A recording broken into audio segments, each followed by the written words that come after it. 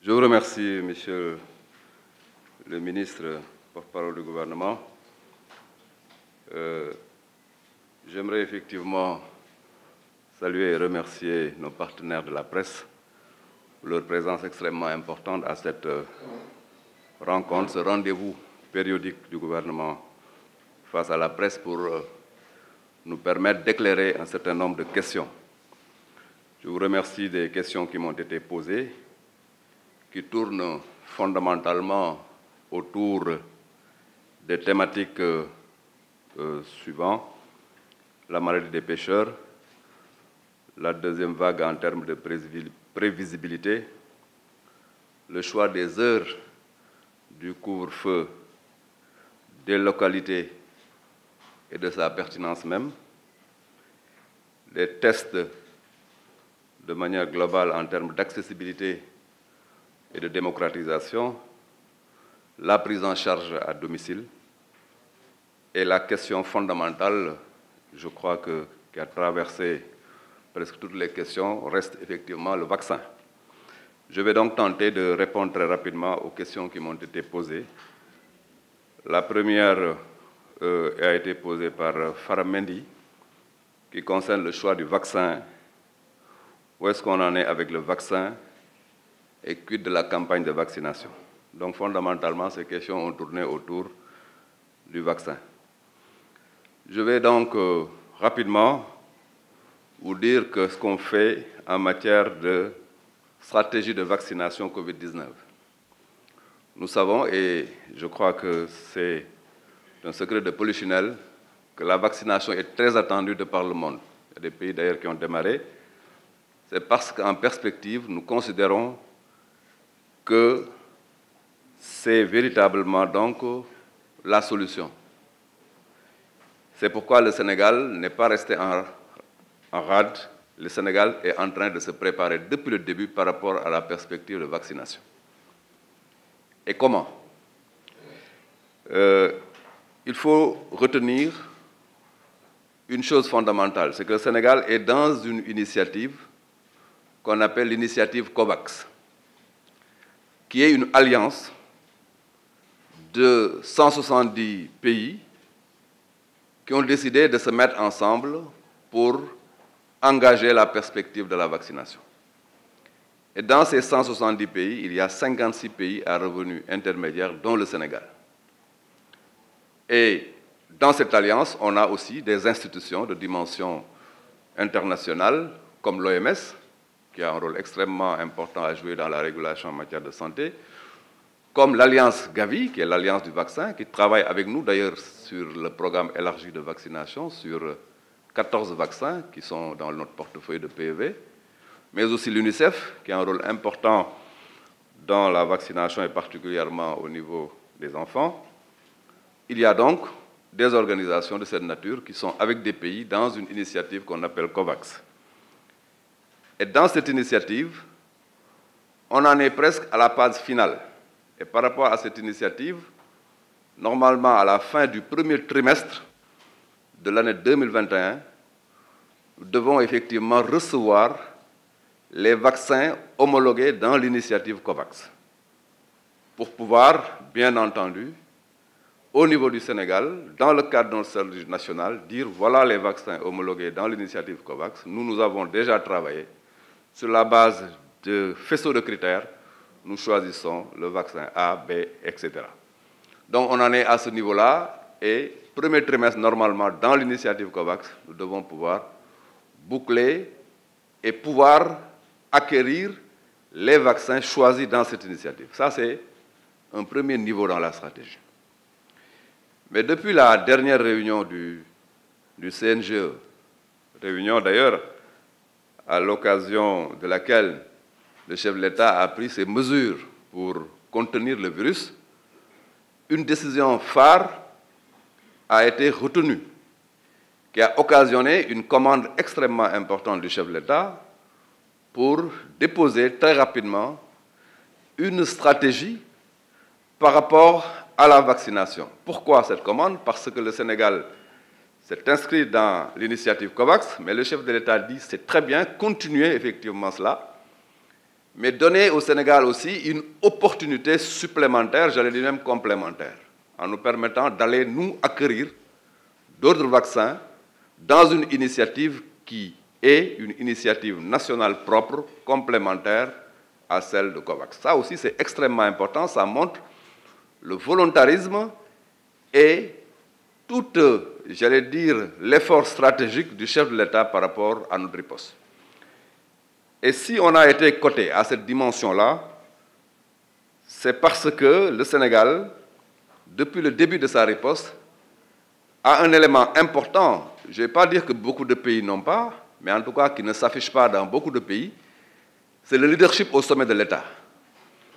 À un instant de la riposte, le chef de l'État réunit le CNGE et impulse et prend des décisions importantes.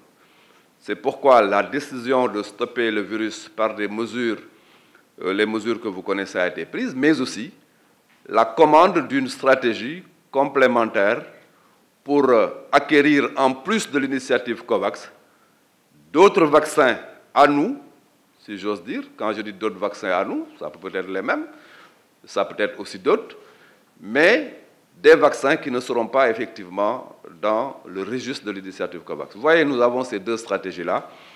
Et dès mercredi d'ailleurs, le comité, qui est en train d'ailleurs aujourd'hui de finaliser ce travail, va déposer sur la table du chef de l'État cette commande extrêmement importante qui permet au pays, en plus de ce qu'il fait dans cette alliance globale COVAX, d'aller effectivement donc saisir ces opportunités à lui en termes donc d'acquisition de vaccins. Je ne vais pas, vous me le permettrez, si en tout cas c'est possible, dire aussi aujourd'hui et maintenant le contenu de détail du plan que je déposerai mercredi en Conseil des ministres sur la table du chef de l'État. L'autre élément important, je crois que c'est toujours sur le vaccin, je crois que c'est Jacob Bamba qui a posé la question sur le vaccin. Oui, le Sénégal va se donner les moyens de vacciner sa population sur la base d'une stratégie. La stratégie a déjà identifié des cibles, je ne vais pas dire des cibles prioritaires, mais en tout cas des cibles déjà identifiées. C'est apparu dans le discours d'ailleurs du chef de l'État, si vous l'avez bien suivi. Il s'agit des personnels de santé et d'action sociale, la première ligne de front. Il s'agit bien entendu des personnes âgées et aussi des personnes qui ont des comorbidités. Il s'agit naturellement des forces de défense et de sécurité, mais cette cible, qui est une cible identifiée, n'est pas effectivement la seule cible qu'on va vacciner dans la stratégie. Mais c'est, en réalité, en termes donc de, j'aime pas le mot priorité dans cette approche-là, mais en termes de stratification de la stratégie, c'est d'abord cette cible, et ensuite maintenant, on entre dans une campagne qui permet véritablement de protéger les Sénégalais de manière globale. Donc, au plan des possibilités financières, je peux vous rassurer que notre pays se donnera, et le chef de l'État l'a dit et l'a répété, tous les moyens financiers pour protéger sa population dans le cadre d'une stratégie de vaccination efficace et optimale. Vous pouvez être rassuré de ce point de vue-là. Sur les tests, notre sœur Ramatadem de la RTS l'a évoqué, nous faisons beaucoup de tests, les cas augmentent aussi. Est-ce qu'on ne peut pas aller vers plus de démocratisation du test? Souvenez-vous, le Sénégal a toujours dit que dans sa stratégie, on n'est pas dans une logique de tester toute la population, mais on teste tous les cas suspects. Je crois que c'est actuellement donc la stratégie du Sénégal. Mais en plus des cas suspects, il y a aussi le test systématique des voyageurs. Donc aujourd'hui, ce qui se présente au test, c'est les cas suspects, mais les voyageurs, de manière globale. Et donc, avec l'Institut Pasteur de Dakar, nous avons effectivement lancé une plateforme Diatropix qui permet de produire au Sénégal, au niveau de l'Institut Pasteur, des tests de diagnostic rapide. Et d'ici la fin du mois de janvier, la production sera suffisante pour nous permettre déjà de lancer dans nos systèmes de santé les tests de diagnostic rapide. Ça aussi, ça va beaucoup faciliter non seulement la rapidité donc, des résultats du test, mais ça va rendre quand même le test plus accessible. Mais je peux rassurer et dire que par rapport au test, le Sénégal est totalement confortable en termes donc de stock et de possibilité de faire ces tests.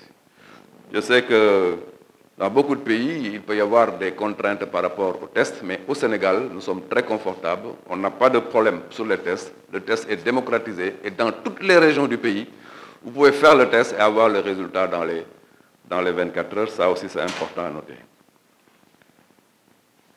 Une question a été posée sur la prise en charge à domicile. Ce n'était même pas une question, mais c'était presque une recommandation et un conseil en direction des asymptomatiques qui sont dans les domiciles.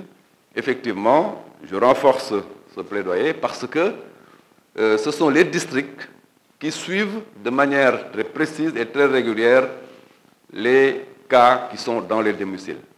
C'est des asymptomatiques qui sont en contact permanent avec les médecins-chefs de district et leur équipe. Et à ce niveau-là, effectivement, donc, nous avons évalué il y a une semaine, dans le périmètre de Dakar, qui concentre un nombre extrêmement important de cas pris en charge à domicile. Et globalement, il y a effectivement donc une bonne prise en charge à domicile, mais on peut noter des dysfonctionnements, comme ceux évoqués par votre consoeur Ramatadem. Et à ce niveau-là, nous demandons non seulement aux populations de respecter les principes de la prise en charge à domicile, ceux qui sont positifs, mais nous demandons aux familles aussi de bien suivre, mais surtout nous demandons aux districts d'être en contact permanent avec les malades qui sont au niveau des domiciles pour nous éviter une propagation. Une question effectivement aussi a été posée sur la deuxième vague. Qu'est-ce qui l'a occasionné? Et avant d'ailleurs, une recherche aurait effectivement prédit qu'il n'y en aurait pas. Je crois qu'à ce niveau-là, il faut repréciser. Nous avons effectivement donc des données que nous gérons depuis le début de la pandémie. Et si on constate qu'au mois d'août, on était à un nombre global de 3000 et quelques cas, au mois de septembre, c'est descendu à 1000, au mois d'octobre, on était aux environs de 600 et quelques, et ça descendait au mois de novembre à 400 et quelques cas.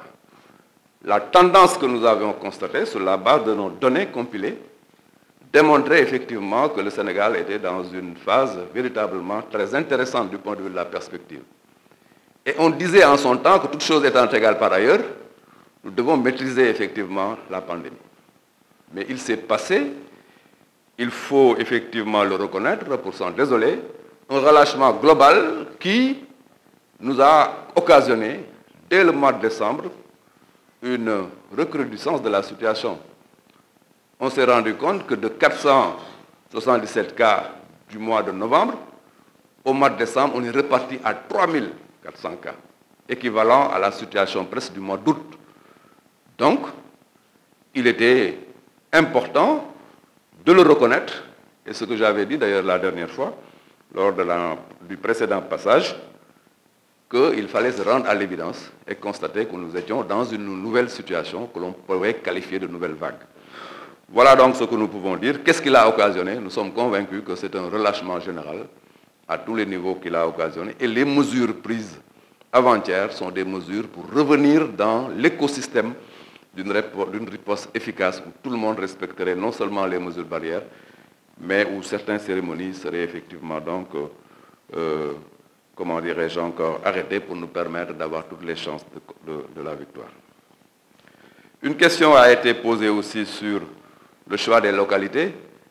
90% de la contamination depuis le début de la pandémie se situe au niveau de Dakar et Thiès.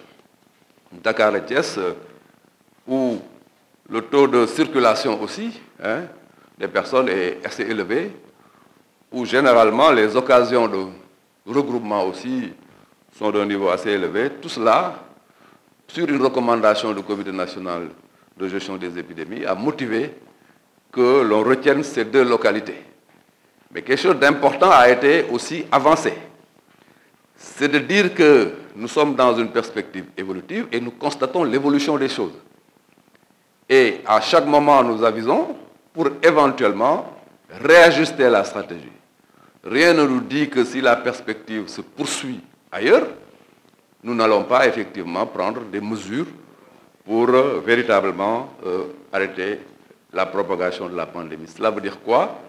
Cela veut dire que pour la santé des populations, il faut rester vigilant et ne ménager aucun effort pour prendre toujours les mesures pertinentes au bon moment et au bon endroit.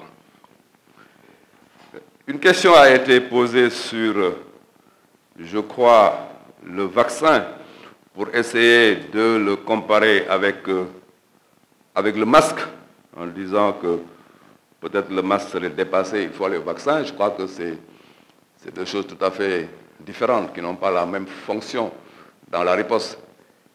Et le masque, même quand on aura effectivement le vaccin, sera donc de mise dans le cadre, bien sûr, de ce qu'on appelle les gestes barrières. Il ne faut pas confondre les gestes barrières avec, bien sûr, la fonction que fera le vaccin. Je crois que cette question donc, est peut-être intéressante, mais ce que je réponds simplement, c'est qu'il ne faut pas les comparer le vaccin au masque. Et ce n'est pas parce qu'on attend le vaccin qu'on va abandonner le masque. Et même quand on aura le vaccin, on va quand même continuer à faire des efforts sur les mesures barrières. Une question aussi a été posée sur notre stratégie. Je crois que du point de vue du traitement, on utilise toujours l'hydroxychloroquine et l'azithromycine. Et du point de vue de la prise en charge aussi, il n'y a pas de problème. Mais le grand problème occasionnant les décès, l'augmentation des décès et l'augmentation des cas graves, peut s'analyser à deux niveaux. D'abord, au niveau du nombre de cas positifs. Il y a une corrélation parfaite entre le nombre de cas de décès et le nombre de cas graves. Si le nombre de cas augmente de cette manière exponentielle, il faut s'attendre à ce que le nombre de cas graves augmente aussi. Il faut aussi, de manière corrélative, s'attendre à ce que le nombre de décès augmente aussi. Mais là où il faut absolument donc être vigilant, c'est dans la précocité de la prise en charge. Très souvent, beaucoup de patients restent à domicile pour des raisons peut-être de stigmatisation ou de déni et arrivent dans les structures sanitaires à la dernière minute. Et beaucoup de patients qu'on perd, ce sont des patients qui arrivent à la dernière minute pendant que véritablement nous avons des difficultés de faire quelque chose. Fondamentalement, je crois qu'il faut retenir cela et ça me permet de lancer un appel, mais de la manière la plus, j'allais dire, je ne vais pas le faire, mais de la manière la plus importante pour que les populations, de manière globale, amplifient ce message. Il faut lutter contre la stigmatisation, lutter contre le déni et demander à ce que les personnes qui sont malades dans les domiciles ne se cachent pas et se présentent au niveau des structures de santé le plus tôt possible. Cela nous donnera les meilleures chances de les sauver. Et je suis persuadé que si la communication est amplifiée à ce niveau, notre riposte sera encore plus forte. Une question m'a été posée par Mme Astoufal de l'ERAL sur la fiabilité du vaccin. Il y a beaucoup de candidats vaccins. Il y a le candidat Pfizer, le candidat Moderna, il y a effectivement le candidat russe, le candidat chinois, etc. Mais chaque vaccin suit un processus. Et dans le processus, on a dans la cartographie de manière très précise le taux d'efficacité du vaccin de chaque candidat vaccin. Il y a des candidats qui ont une efficacité prévue de 94%, de 95%, de 78%, etc. Et c'est ça, effectivement, la démarche scientifique. Parce qu'un vaccin, cela s'évalue. Et dans l'évaluation, on n'a pas les mêmes prévisions d'efficacité au niveau des vaccins. Mais nous, Sénégal, nous allons effectivement prendre le vaccin qui, en tout cas, du point de vue de ses spécifications, sera donc le plus efficace pour protéger nos populations. Oui, la garantie de la disponibilité financière pour acquérir ce vaccin pour les populations sénégalaises, je peux vous dire que depuis le début de la riposte, le chef de l'État n'a ménagé aucun effort pour mettre à la disposition de la riposte tous les moyens souhaités.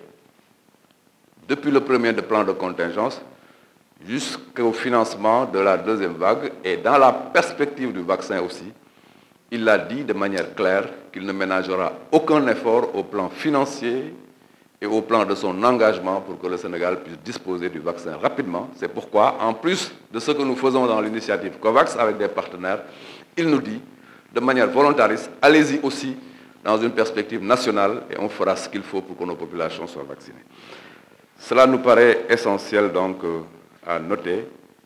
La maladie des pêcheurs, je crois que c'est aussi une question qui a été posée. Oui, nous avons effectivement reçu une première réponse de nos partenaires de Nantes qui nous disent que la piste algale est une piste qui peut être sérieuse. Et d'ailleurs, il y a la même maladie qui a été identifiée à Cuba, exactement selon les mêmes formes. Et une investigation est en cours à ce niveau pour une dernière confirmation de la perspective. Ça aussi, il était important de le noter. Mais nous sommes dans un domaine où il ne faut pas confondre vitesse et précipitation. Mais voilà l'information que vous pouvez avoir, qui sera donc confirmée en définitive dans les jours qui viennent. Je ne sais pas si j'ai été exhaustif, mais il me semble que j'ai ramassé toutes les préoccupations sur la base des thématiques essentielles qui ont été abordées. Si vous le permettez, je vais essayer de revenir en wolof sur les différents points qui ont été